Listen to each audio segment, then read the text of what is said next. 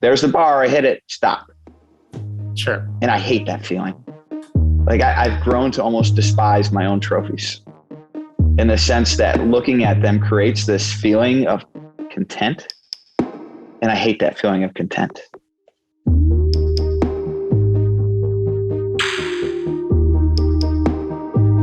I don't know very much about racing, so I'm going to say this up front, but sometimes I find that you learn more about the things you have no idea about than when you have the pretension of knowledge. As far as racing goes, do you find all sports are a mix of physical and mental? Do you find that it taxes more physically or more mental? Like how do you sort of see it as a sport? Mm-hmm. Obviously they're both, but. So I get that question a lot, and I love to tell this story, and I hope this person doesn't one day want to beat me up for telling this story, but I'm gonna share it. Yeah, because I respect him. I'm going to qualify this. I really respect him. It's of this NFL wide receiver, Michael Irvin. You know the Dallas Cowboys. Sure. You're a Texas guy, right? Yeah, maybe not Dallas, but still a Texas guy. Yes. Well, Michael Irvin was Super Bowl wide receiver, amazing talent. And I grew up as a kid watching him. And what I remember being so special about Michael specifically was he would run routes in the middle of the field, catch the ball in traffic, get popped, I'm a slam, and hit the ground, get back up, was funk in a step, and go on to the next play. Really tough guy in my mind. Not just tough physically, but tough mentally to be able to run a route like that with concentration, catch the ball, know you're going to get hit, know it's going to hurt, and be okay. Yeah. So I have a tremendous respect for him.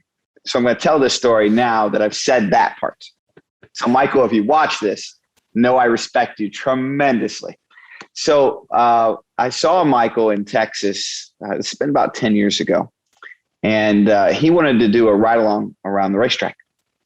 And I'm like, heck yes, Michael Irvin. This is awesome. I'm going to take Michael Irvin for a lap in a 2-seater race car, which isn't full speed, but it's close to it. Let's say it's like 90%.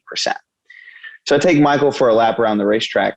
And we did about 2 laps where he rode on the right side, which is, probably like a minute 10 of actual on-track time. And we pulled in, and when we pulled in, I could kind of unstrap and look over and I could give him like the thumbs up, you okay? And he gave me like the I'm not okay look, like kind of the woozy. Now he got out and, needed a minute to recover. And once he had recovered, it was pretty obvious to me what happened. And this is the reoccurring thing to being a race car driver that makes it difficult. When you get scared, you have the same reaction over and over again. Your heart rate elevates, you get kind of this fight or flight. And more importantly, you hold your breath. And I don't care who you are or how strong you are. That's when the mental side starts to carry over to the physical side. And if you hold your breath for minutes at a time, you lose your energy and you borderline pass out, which is what I could tell happened to Michael. So the two really connect. They play together. And as I've gotten older, this has come more naturally to me, especially as a race car driver, but in other areas of my life. I've gotten to a spot, Ryan, where I'm kind of able to, quote unquote, turn the fear off like a light switch. Like, I'm in the car. Look, I know something can happen to me, but you know what? I'm okay with that. I'm not afraid of getting hurt. If it happens, it happens. If it doesn't, it doesn't. I'm more afraid of just not performing. And so you literally turn the fear off. And when you do that, when you can mentally turn those other things off, the physical side gets so much easier.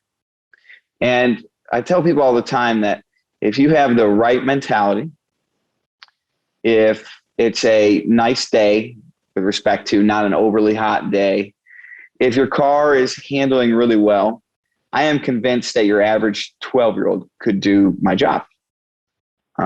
The problem is those days are very, very seldom. You're almost always fighting something with the car. You're almost always fighting, it's a really hot day. You're almost always fighting, hey, I'm going 200 mile an hour in a pack of cars. And what was that guy doing? I don't know about him. I'm a little nervous about him. There's some kind of situation I'm not comfortable with. And so there's all these things that play into it. So when people ask me about the physical and the mental, it's really difficult to create like a percentage base, like 75% mental, 25% physical. Because honestly, if you can have the right mental mentality and you have these variables under control externally, the physical side is a very low percentage of what I do. It's just the reality is in very few situations can you control those variables. And you do the best you can to control what you can control when you can control it. You take a sport like golf. Obviously, there's a huge physical component to golf, but what's fascinating about golf is like the harder you try at golf, the worse you are at golf.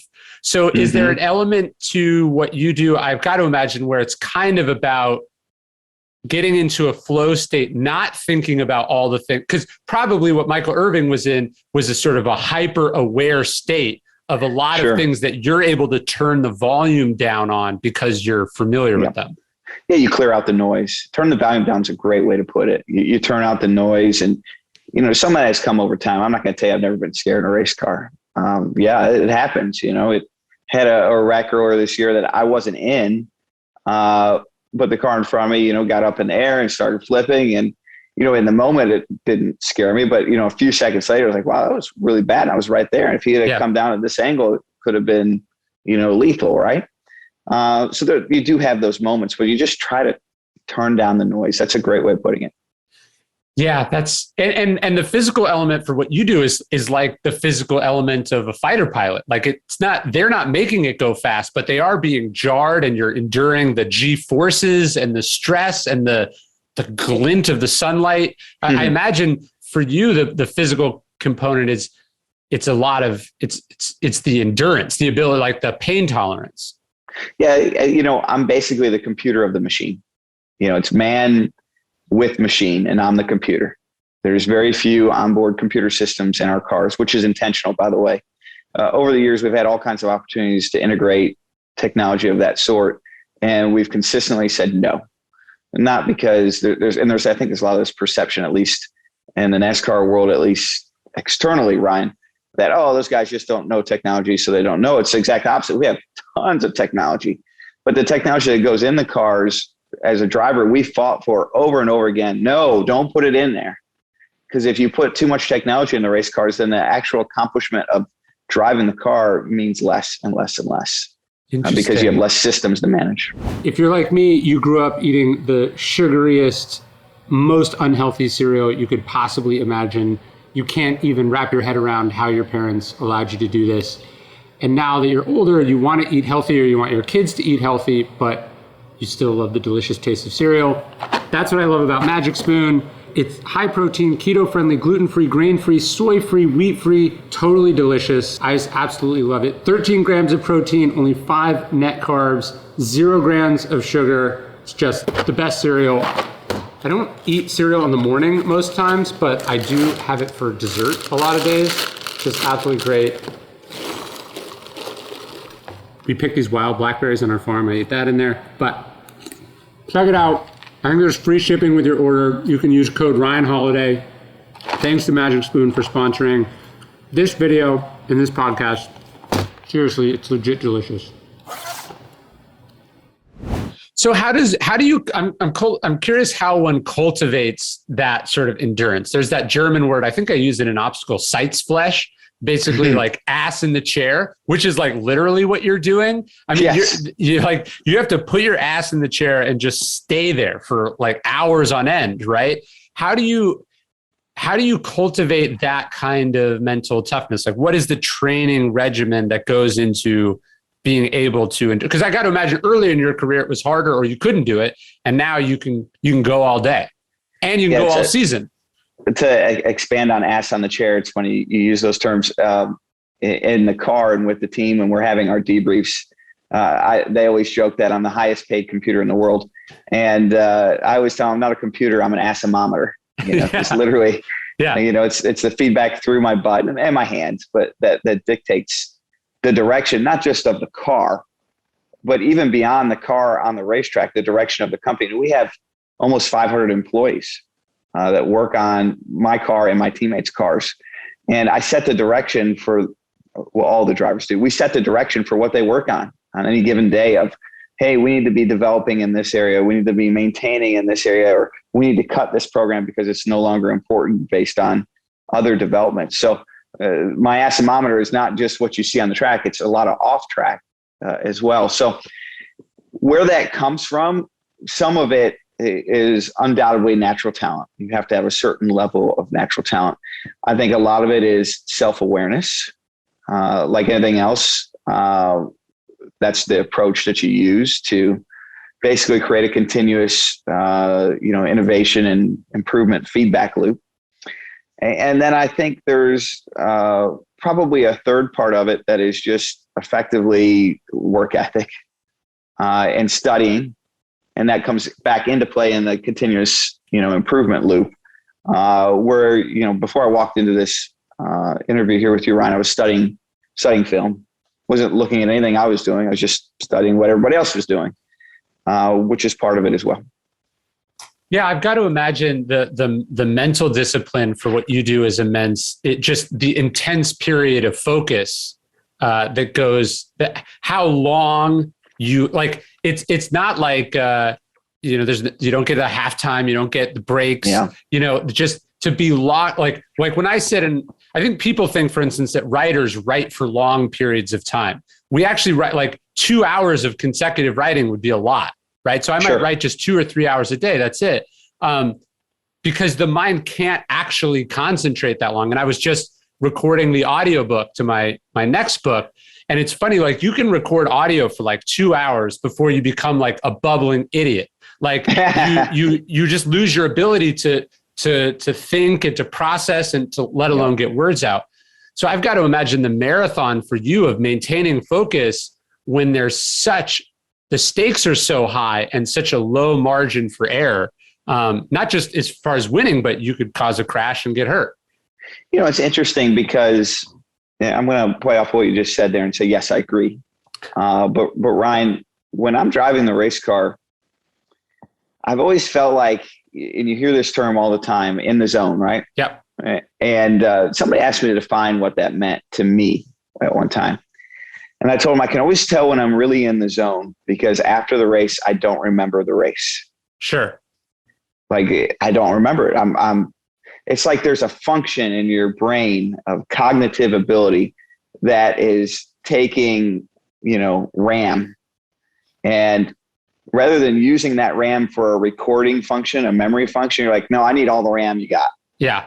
And like the memory side is gone and it's not recording. And when I get out of a race car, when I'm feel like I was really in the zone, I don't remember the majority of the race that I literally just participated in. Yeah. Couldn't tell you anything.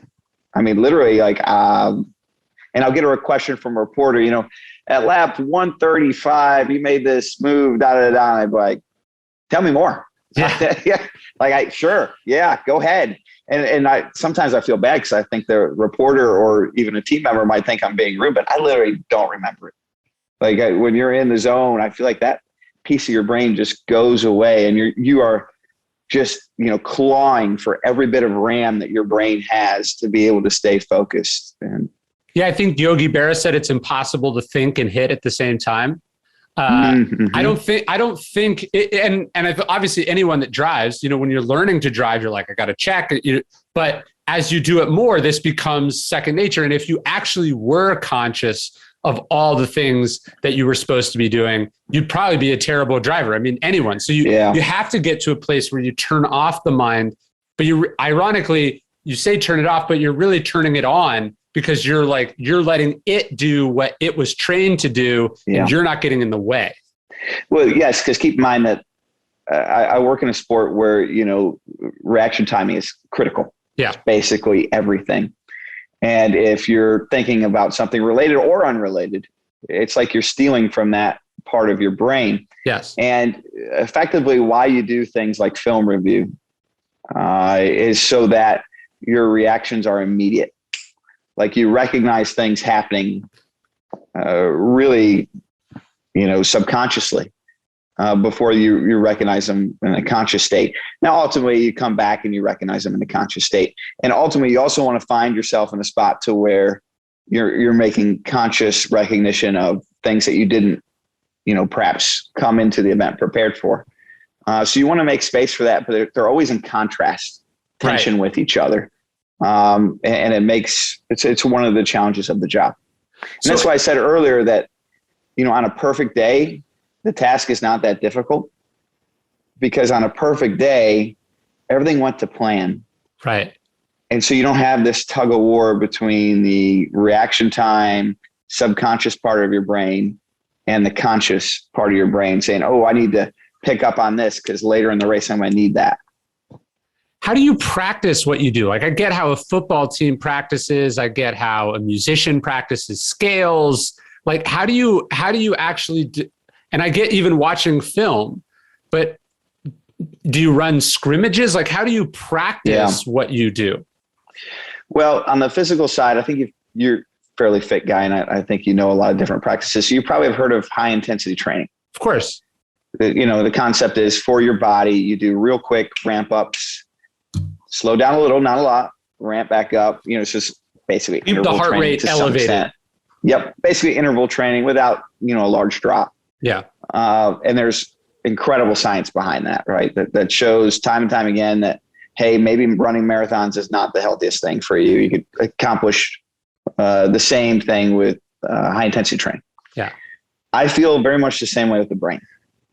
That marathons are probably not the healthiest thing for your brain. And when I say marathon, I don't mean literal marathon. I mean mental marathons. Sure. And I've had the most success mentally training effectively in HIT way, high intensity training for the brain, which would be, all right, pick a cognitive function, and there's all kinds of them. I mean, they're not hard to find. That is really intense, that is in short bursts with very small intervals of rest in between. And that to me has shown the best training. Like, what's an example? So how does that work? So example, there's a lot of brain training games, apps, et cetera, that you can do that are exactly that. And that I've had the most success with, that require you to use multiple parts of your brain at the same time, whether it be recognition or whether it be subconscious movements at the same, and you want those to be at the same time. At least in my experience, that's what I've had the most success with. And so those two pieces of your brain are fighting against each other, right? I need memory for recognition. No. I need RAM for, hey, I need to do this repetitive movement that's very reaction time based. And what about racing itself? Is it in a simulator? Is it on the track? Or is it just like the race is enough and you don't practice the race itself? Yeah, there's a lot of different ways you can practice the race. Ultimately, most of the simulators to date are like 98% accurate at best. And winning and losing really falls in that last two. Sure. And so I've really shied away from them quite heavily because I would build considerably bad habits. Right. And I found more success over film review of actual events and over, practice and things of that on the real racetrack. And I got to imagine, though, just the experience, like there's probably nothing that trains like the races themselves. Because a lot of problem with the simulators is you have no fear. Because, and this has always been a huge issue with simulations in the motorsports world, is fear is a huge inhibitor. And it takes, again, a lot of cognitive function away from you. And when you remove that, you find yourself making riskier moves, which aren't realistic. And you find yourself with more bandwidth to operate, which again is not realistic. Have you seen the movie Sully? About landing the plane on the Hudson? Oh yes, Sully, yes. Yeah. There's a language gap there. Yeah, so I live in North Carolina, and my southernness is coming out. I think it's called Sully, the Clint Eastwood movie. Yep. But where they're trying, your point about fear is an interesting one that I wouldn't thought of. But he's saying, you knew what the two outcomes would be, or you knew what the outcome was, so you were able to simulate it. But if you don't know, the tricky part is the not knowing, and you're making split-second decisions based on limited information. That's the hard part. I think in the movie they said that he had 30 seconds roughly to decide to go back to the airport, and he would have made it. Yeah. And his argument against that was, I needed all 30 of those seconds just to recognize what was going on, right? So you're back to that same thing. Like his brain was pulling, effectively RAM. Yeah. And there wasn't enough to digest all of this within 30 seconds. Like the processing time was longer than the 30 seconds I had to make that decision. Right. Yeah, no, that's fascinating. The idea that the fear is not there, so the stakes are not high enough, is really interesting. And it's probably like a comedian. Like ostensibly a comedian could practice in front of the mirror. A comedian could talk on the phone, could do it over Zoom, but you actually need the razor's edge of the audience could turn on you at any moment to get the real performance out of yourself. Yeah, you turn those lights on, it's a different world, right? Yes. Yeah, man, that's fascinating. So talk to me, obviously, as a physical and a mental sport. And all sports are along this trajectory, but racing seems a little different. But so you have youth, you're in peak physical condition, and then you're declining, but your cognitive ability and your mastery of the profession, they're intersecting. So how do you see yourself on that trajectory? I've got to imagine you're getting older. You've done this a long time, but you're accumulating hours of experience and mastery of the profession at the same time. So how do you feel in the car? Yeah, that's a really interesting, and it's something that I work on and think about almost every day. So there's a lot of studies on race car drivers about when their peak is, and sports in general all have different peaks, right? Right. Where there's an intersection, just like you said. You look at someone like Tom Brady, that's part of what makes him so impressive.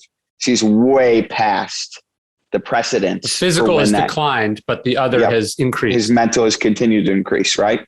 But he's been able to keep enough physical prowess to where he's really just latching on to all of his cognitive ability and experience, and making the most of it, but having the physical skill set to still do it, right? Right. Which is super impressive. Wow, amazing impressive. I think I saw something at the end of next season, assuming he plays next year, he'll be the oldest NFL quarterback to ever start a game. Right. Which would be, again, incredible. But where I was going with this, Ryan, is, racing research has shown consistently that age 39 is like peak intersection. Right. And there's some really great studies on that. Now, there are a few people that broke the mold. So there was this driver, Mark Martin, who competed into his 50s and was still competitive, almost won a championship. And he kind of if there's a data set, he's an outlier. Yeah. Right. On that side. And then there's people everywhere in between, but generally speaking, 39 is like the peak spot. Now, there are race car drivers that have come in at 18, 19 years old and had success. The youngest race winner in the history of sport, I think, is somewhere around 20 years old. But no doubt they have a hard time being successful on a continuous and routine basis. And generally that doesn't seem to happen until your late 20s, early 30s. And I think even though statistically there's knowledge that late 30s is your prime, I think most car owners look for race car drivers that have a fair amount of experience by their late 20s as being right when you want to latch on. Well, and I think you go to Tom Brady, it's his mastery of the game and this is a physical thing we don't talk about enough, but he's also managed to preserve and protect his body. So like the discipline, I'm thinking about this for my book about how are you disciplined about your discipline, right? So, Greg Popovich famously popularized the idea of load management in the NBA, like knowing that if we're going to be the same team that goes deep in the playoffs every year, we got to be able to manage the load on these guys or they're going to wear out. I think what's part of the reason that Tom Brady he's tough enough that he's able to get rid of the football before he takes hits, right? Which some quarterbacks might think that's a lack of toughness, but he's running more of a marathon as opposed to a 5-year career sprint. So the ability to be like, I'm going to reduce the wear and tear on my body, on my mind, on my team to be able to go the distance, that requires a different layer of discipline. Absolutely. I look at Tom Brady and I've spent a lot of time actually studying him and what makes him successful. And And what actually stands out to me as being so interesting about him is he's known as kind of a dink and dunk quarterback. Right. Where he'll throw quick, short passes and beat you with it with a 3-yard pass that ends up being 7 or 8.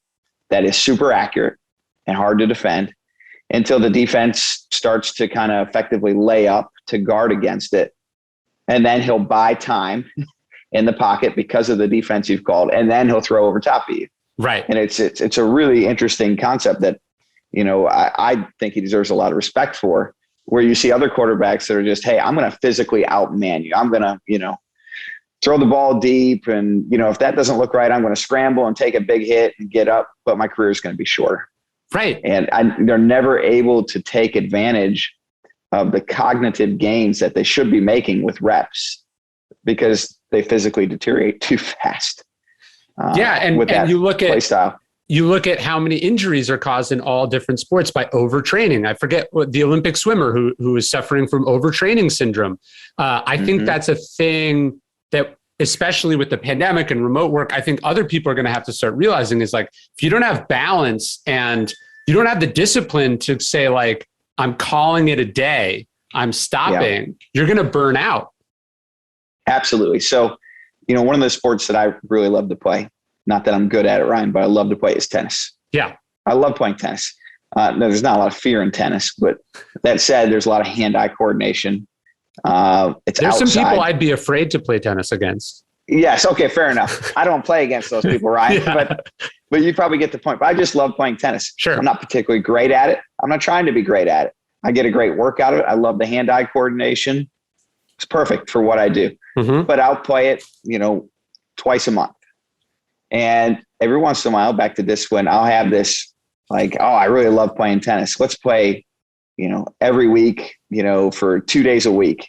And then, of course, like I start to feel fatigued, right? I get in the car and my feet are a little bit sore, or, you start to, your wrists and knees or elbows, whatever it might be. Like you get fatigued, right?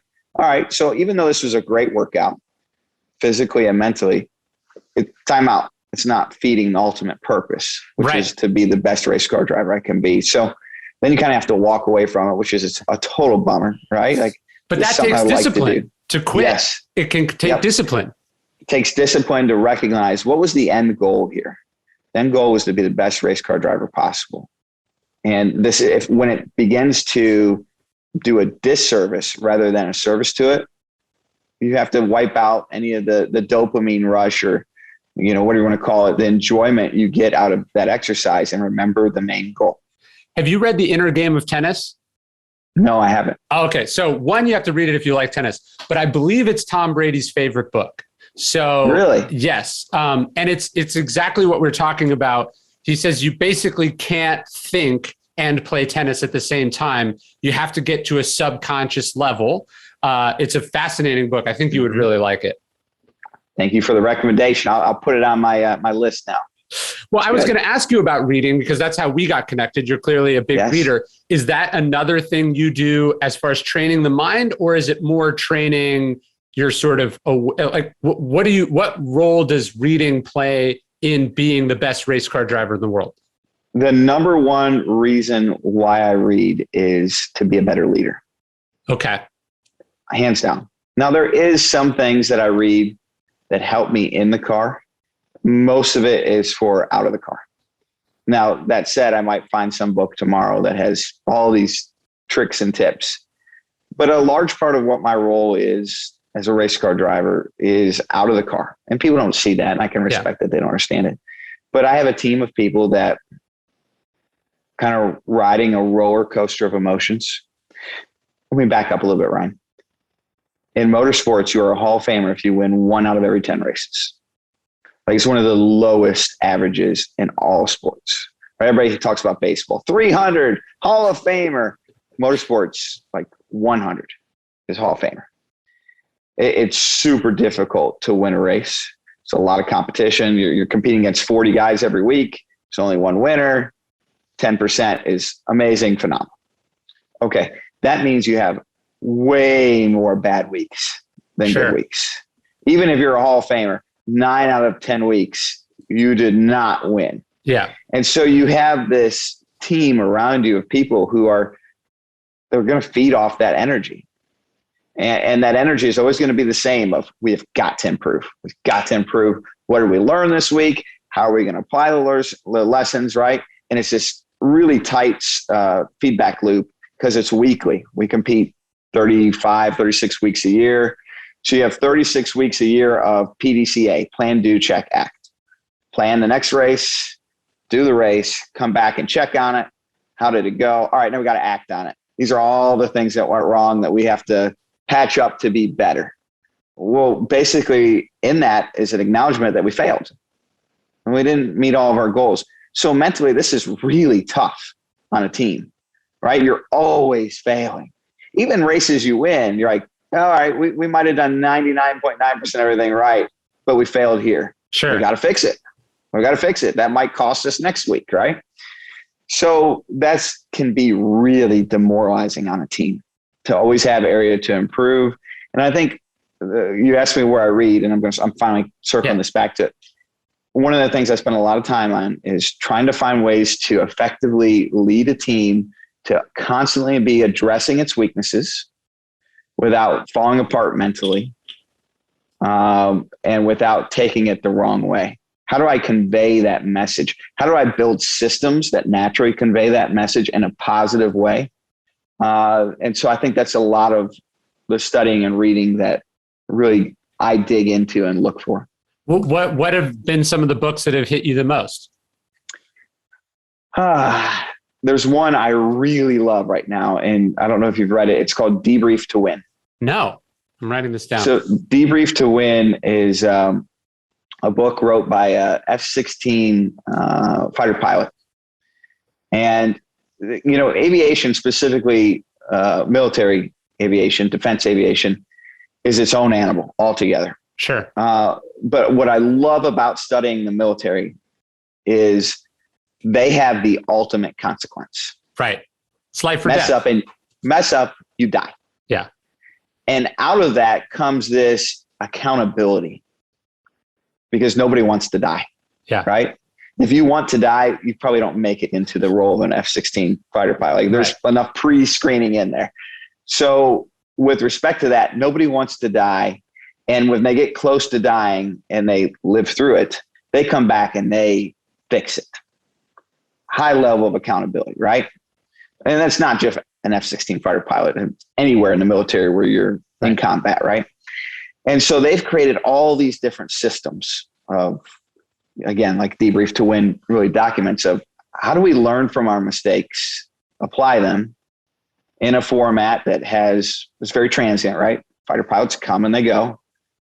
You hope the reason they come and they go is because their time ends, but they're retiring. They're retiring, yes, but not always, right? Yeah. And there's hard lessons. What do you do when someone passes away in an accident and now you've lost the entire morale of the team, confidence, et cetera, right? They've lived these experiences for almost 100 years and have really iterated the process of how to work through that. And Debrief to Win is a great illustration of that. The consequences are admittedly slightly higher than motorsports. Sure. But that's good. I want to learn from someone who has a format that's better than me. I don't want to play down. I want to play up. So it's probably one of my favorite books of all time. Have you read, I used it as a source in Ego is the Enemy, but given your interest in military jets and then also leadership, have you read Boyd, the fighter pilot who changed the art of war? No, but I'd love to. That sounds right up my eye. He's one of the great fighter pilots of all time. He fights in Korea. He was called 42nd Boyd because he could basically take anyone down in 40 seconds. But he then becomes a fighter instructor at Nellis. But then he goes into the Pentagon where he becomes sort of a bureaucratic fighter. So his job, how do you get stuff out of a broken, flawed, complicated, slow ass system? And he basically, he is the inventor of the F-15 and the F-16. He rams them through bureaucratically. So he was this sort of reformer and sort of whistleblower. Is a fascinating person, but I think one of the great leadership books of all time that you would really, really enjoy. I'm glad we're recording. So I can come back and watch this. I'll follow up. It. Yes. Do you watch film? Well, now I have to ask you because I can't do it. Do you watch film of your own appearances? Like, all the time. Okay, yes. So you even evaluate yourself that way? Oh, yes, all the time. Wow. It's I think it's critical. One of the things that makes racing interesting, somebody brought up to me actually just this morning. In most sports, you have a coach. Sure. There's no coach as a driver. I don't know why, but the sport iterated away from it. Maybe it's egos. I don't know. Yeah. There are a few people who have like trainers. And I should say most drivers have trainers. Most professional drivers have trainers, but very few coaches. And I think one of the issues or reasons behind that is like unless you live it as a driver, kind of like you don't have a lot of credibility. Yeah. And coaching is not really a super glamorous job for those that have raced in the past. So there's usually not a lot of successful motorsports coaches. So you're really reliant most times on your own ability to teach yourself. Interesting. And the best way that I've found to do that is watching film over and over again.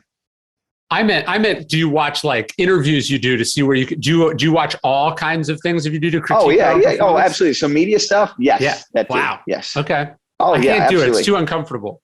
It is. It's super uncomfortable. So I'll watch it with my wife and I'll be like, I consume the majority of my media on my phone. Yeah. And I'll like in the middle of it, kind of put my phone to the side and just go into listen only mode to be less uncomfortable. But there's something in the human brain that hates hearing itself. Yes. Well, someone told me this about an audiobook that because of like how your head works, you hear your voice differently when it's coming out of your own mouth than when it's recorded. Mm-hmm. It has something to do with the bass of your voice that your brain recognizes versus what's recorded. I mean, to go to this idea of a coach and a team sport, I think people loosely understand that what you do is a team sport, but like a basketball is a team sport with 4 other people who do what you do. Which, it'd be like, I don't know if a golfer was also responsible for overseeing the manufacturing of their clubs and the design of the golf. Like you're basically like the athlete and then the CEO of this organization of people who do integral parts. Their job is integral to you doing your job, but it's not at all the same as your job. Mechanics and, all that. That must be a weird kind of leadership where nobody is really on the same page as far as what their task and the larger task is. Yeah. I think there's, I got to that position, Ryan, because it's how I was successful. I've never considered myself to be the most talented race car driver. I've had moments where I'm like, man, that was awesome. I'm really proud of myself. But I've never sat back and said, oh, I'm the most talented race car driver ever. So through the course of my career, where I started to find success came through being a good race car driver who had great leadership abilities. And that meant being able to iterate, being able to, recognize patterns, and then effectively play ahead. Now, in a perfect system, I wouldn't have to do that. In a perfect system, there would be all these people around me that did that, and everything clicked and was miraculous, et cetera, et cetera. That's a lot easier said than done, because recognizing again that the tools that are limited for the team to work with respect to recognition patterns, onboard telemetry effectively, they don't have a lot of tools to analyze, and they make a lot of great decisions, and you can make a lot of great decisions with good info, but when you don't have the complete information, you're bound to make some bad ones too. When, to your point about racing, when everything is going well, a kid can do it. The problem is things are rarely going well, not just weather, but people have personal issues and egos come in. Like when you're dealing with a large amount of people doing a complicated task, there's an infinite amount of complication, and leadership is about trying to get the most out of the imperfect set of variables that you can at any one moment. You go into being a leader, those who've never led before, at least this is my experience and the people around me that I've appointed in leadership positions over the years, You go into being a leader thinking it's about making decisions. Don't get me wrong, but you think it's decisions like, oh, this is what we're going to work on today. Once you really become a leader, you learn that it's not, yes, a lot of times it's that, but it's mostly not that. It's mostly you're managing fires. What am I going to do in this situation? Well, this was completely unforeseen. And I now have to build an action plan around it. And I gave somebody an example just last night of, someone I was interviewing for a leadership position, and, they asked me about it, what their roles and responsibilities. I said, be ready to make, day-to-day decisions that are what you think they are, but be ready to make day-to-day decisions that aren't what you think they should be. Sure. Be ready to make a day-to-day decision of so-and-so employee, direct report is going to be out for the next few weeks. And their reason just doesn't sound right. And I'm going to have to question them on it. It's going to be uncomfortable. And I might get an answer that makes sense, but I probably won't. Yeah. And then I'm going to be left in an area where I have to make a decision on this guy's future. And when I'm making that decision on this, I shouldn't say guy, man or woman's future, I'm going to go back to a memory that I might have where I spent time with their family. And that's going to cloud my judgment. I'm going to go back to, if I make this decision, let's just say I don't make a decision here and I just let this play out. What message am I sending to the rest of the team? Sure. There's consequence to action, but there's consequence to inaction too. And I'm going to have to weigh all these things and make a really tough decision that no matter what I do, someone will have a valid criticism of. Did I just fire this guy who is out with, maybe a reason that's borderline legit, but doesn't quite feel right?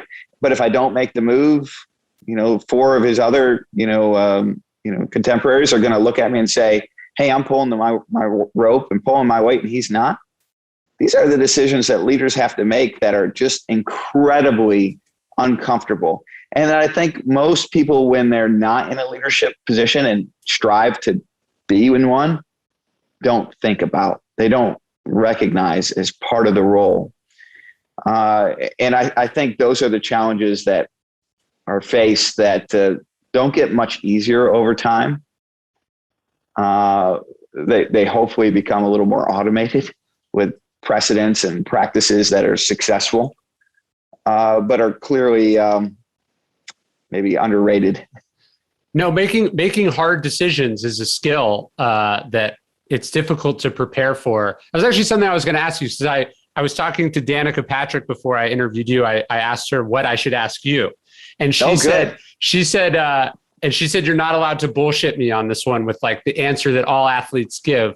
But you recently are in the process of making the decisions. You're going to race for another team, right? Where you're going to be an owner, and that's going to be not an easy journey, right? What made you at this point in your career decide to make that switch? What's the thing that's motivating you or gets you excited about doing that?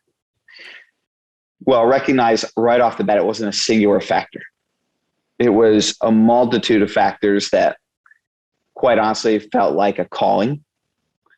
When you have one thing that stands out at you, for me, it's really easy to kind of push aside it, maybe as a distraction. Mm-hmm. But when you have like 5 or 6 things come at you, all pulling you in one direction, it's a sign. It feels like divine intervention to me. I'm a Christian and I believe in God, and I believe that God calls people to do things. It's part of my faith.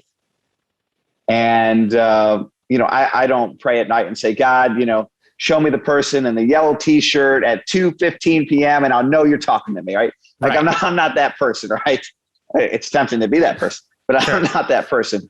But I do think that God talks to people in different ways. And, with this particular change in my life, and quick summary, I've competed for Roger Penske, Team Penske for about 11 years now.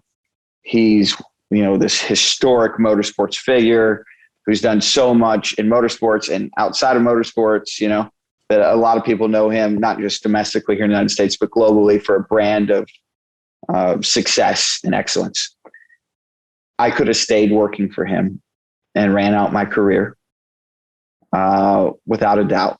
and it would have been very good. I looked at it and said, all right, I have this other opportunity with John Henry, very famous for his businesses and owns a Liverpool franchise out in the UK and owns the Boston Red Sox, very successful man, combined with Jack Roush, who successful motorsports pioneer. Both of them came to me with this unique opportunity. And on its face, it's like, not that interested. And then some other things started to come along of, all right, NASCAR decided they were going to change some of the rules, change the cars. Oh, okay. That means the opportunity is here to leave a mark with two professionals, but also to do it with a new car and a new challenge that's going to change dynamics. All right. So two things that are very good. All right. Then the third piece came up where they said, well, hey, not only will we let you or want you to compete for us as a driver, we'd be interested in you having a role as a leader. Like, oh, so now I have an opportunity to grow as a leader. All right. And here's a leadership position that's formalized within the company. Okay, that's exciting. Oh, and by the way, we'll give you, an equity stake. Like, oh, wow. So now we're up to like 4 things. Right. Right. Like, and then there were some other pieces that happened. And I know Danica said I can't bullshit it, but the timing's not right for me to fully disclose it. There were some other pieces that happened behind the scenes with some contract negotiations that I was having with Penske at the time. And I was like, I just feel like all these pieces are God telling me that I need to take this opportunity. And if I don't, I really feel like I'm missing out. And when I look, people ask me all the time, what drives you? And it's a really simple answer that I think is very complex. But what drives me, Ryan, is to live up to the potential that I feel like I've been given. So there's a lot of talk in this world that we live in today about equality, about equity. The reality is, and you find this out very quickly when you have kids, that we're all different. Yeah. Right. We really are. And with that comes different potentials. When I was a kid, Michael Jordan was in his heyday. I wanted to dunk a basketball so bad. I'm going to tell you, I never got close. Not even like within a foot of the rim. And I practiced in the backyard. I'm never going to get there. That was not the potential given to me from God. Sure. But God did give me a lot of potential to be a leader. God gave me potential to be a race car driver. And I felt like my situation at hand where I was at Team Penske didn't give me an opportunity to fully recognize that potential. I had the opportunity to recognize a lot of it, but not like all the way. Sure. What's difficult is I'm making assumptions on what my potential is. Sure. And I'm saying, hey, look, I feel like I was at 80% of my potential. I feel like I owe it to God for this blessing I have to live my life in this day and age to try to find 100% of my potential. And if I take this opportunity and I fail because it was above my potential, then I know. Like I know where my line was. And now that line moves, right? As we get older, some of that potential changes. We just talked about it. Your physical potential goes down as you get older. Your mental potential goes up. I feel like my mental potential has increased at a rate further than what my physical potential has decreased. Sure. And so that has set this, we're in the middle of the Olympics, but this has set this bar, right? This high jump bar that has elevated and put me in a spot where a new opportunity was seemingly reasonable that I should pursue. And that was a lot of word soup. But rationale wise, basically what I said to you is, I want to feel like I'm at 100% of the potential that God gave me and that I'm striving for that. And, my spiritual beliefs drive a lot of that because I believe that as part of our calling is to continuously grow as people in all aspects, physically, mentally, spiritually, professionally, personally, you name it, right? You should always be trying to grow. And I think, the easiest recognition of that is when you have kids and you see them grow. And with this comes this, and it's very common, I think, in Western society, this belief that, all right, I'm going to go to college, and when I get out of college, that's it. Education's done. Right. Give me a job.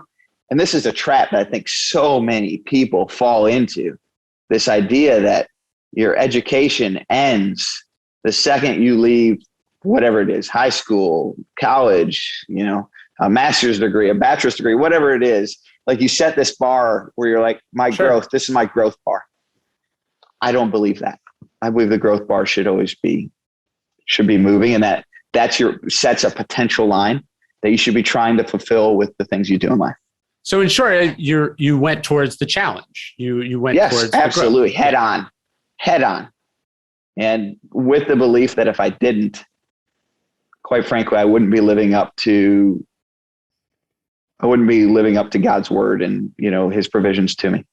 Well, yeah. And I think sometimes it's easy for people to associate success with external results, right? It's like, hey, you won this, you got this, you're paid this, which is all nice. But I think you find that the great athletes, the great writers, the great leaders, they're motivated by what you said, which is, am I fulfilling my potential or am I stopping short? And sometimes sometimes the decisions you have to make to get to that next level, they're painful and difficult, and they require leaving some things behind. And they can be poorly understood, and they can end in abysmal failure also. But you can't not do it. I'm willing to accept the risk. The risk I can't accept is not trying. Yeah, that is what I can't accept, and I look at that all the time and say, and there's action in it too. Don't get me wrong. I mean, I get a dopamine rush like anybody else. I'm not going to hide from that. I love it. I love what I do. I love competing. I love the opportunity. I love the challenge. We're not in my house. I'm in my shop right now. You can see I've got a few knickknacks behind me. Oftentimes when people do come to my house, the first thing they see is I don't have any trophies in my house. I keep no trophies in my house. When I first met my wife, she was shocked by that. She's like, well, where's your trophies? Where's your award? Like, no, I don't keep this stuff in my house. And it's super intentional. Where do you keep them?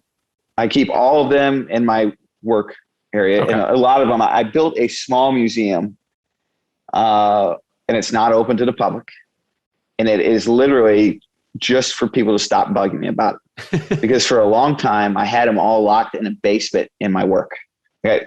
Because I'm very anti-trophy, not in the sense that I don't appreciate trophies. No, I think trophies are cool as hell. Yeah.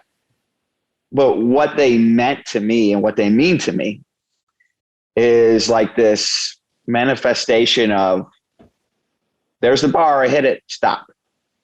Sure. And I hate that feeling. Like I've grown to almost despise my own trophies in the sense that looking at them creates this feeling of content. And I hate that feeling of content. I love that. That's fascinating. So here's a question. Speaking of trophies and success and fulfilling your potential, anytime I have someone who's like truly great at what they do, and not just great, like I'm a fan, but like objectively world-class at what they do. Like I had Manu Ginobili on, I had Dominique Dawes on, I had Malcolm Gladwell on. I like to ask, is it possible to be the best in the world at what you do and be a well-adjusted person, right? Like, is it possible to... Because in a sense, I've said this before, this is what so impresses me about Manu. So here's a guy with 4 rings, and he doesn't seem like it came at the expense of being a balanced, well-adjusted person, right? And I think can you hear me? Or did we break up? Yes, I got it. All right. So you get the question. So how do you think about that? Being driven and dominant and having kids and a spouse and a spiritual life? Well, I think what I hear you saying, first of all, Ryan, is work-to-life balance. Yeah. That's what I hear you saying. You're like, how do you maintain work-to-life balance while still trying to be a absolute top of your game? Yes. And the answer is you don't, in my mind. You fail and you come back and you try again. And now we talk about failure a lot, especially in the sports world with what you see in that arena. In the competition. But very rarely does it get talked about in personal life. You know, about a month ago, my daughter had her first dance recital. And I can't remember what time it was. It was like noon on a Tuesday, right? And I had a conference call. It was a really important conference call. And it started at like 11 a.m. And I'm like, all right, I'm going to do this call. I'm going to just put it on my car speaker. And, you know, I'm going to drive to her recital. And, you know, the call should end like 10 minutes before. Like, I got this. Sure enough, I got in the car and it was time for the recital. And we were like, we need to cover this. We're right now. I'm in like an important topic. And my ability to process time was lost. Yeah. Sure enough, it got done. I looked down. I'm sitting in the parking lot at my daughter's dance recital. And I get out of my car just as she walks out of the recital. Oh, no. And I'm like, holy cow. And my wife, who was at the recital, she walks out and like, I get that look. Yeah. You know that look like, oh yeah, I messed up big, right? But we don't talk about those, right? Sure. We don't talk about this tension between the two. You know, if I failed on the racetrack, I'd be in the news, it'd be in the reports, But you fail personally, like it's in a lot of ways worse, right? Sure. And then my daughter, the rest of the night, like, Dad, why were you just sitting in the parking lot? Why didn't you come in the recital? And you're like, like, you know what I mean? Sure, like, I know exactly. Could this get any more difficult? So what I'm trying to say is I fail. Yeah. I fail all the time. I fail personally. I fail professionally. And I hate it. I don't accept it in the sense of not trying to be better. I accept it in the sense of, I think it comes with trying to be the best at anything. That you're going, in order to be the best at something, you're going to make sacrifices somewhere else. And they're going to hurt. Yeah, well, and it's precisely the skills we were talking about earlier, the ability to lock in, the ability to endure, the ability to be singularly focused. You know, those are precisely the things that work against you in the other part of your life. So you have to develop the ability, we talked about turning things down, just as you develop the ability to turn the noise down, you have to be able to turn down your own obsessions so you can actually be on the couch when you're sitting on the couch, not working. Yes. You know, the most powerful word in the entire English dictionary is one of the shortest and simplest, no. Yes. You know, there's a couple pieces posted on Steve Jobs where, you know, he was really adamant about people saying no, especially managers. Mm-hmm. The power of no. No to features, no to whatever. Yeah. Yep. Don't be afraid to say no. And am I perfect at that? Absolutely not. But it's one of the first things I'll tell people that I work around. Like, how capable are you at saying no?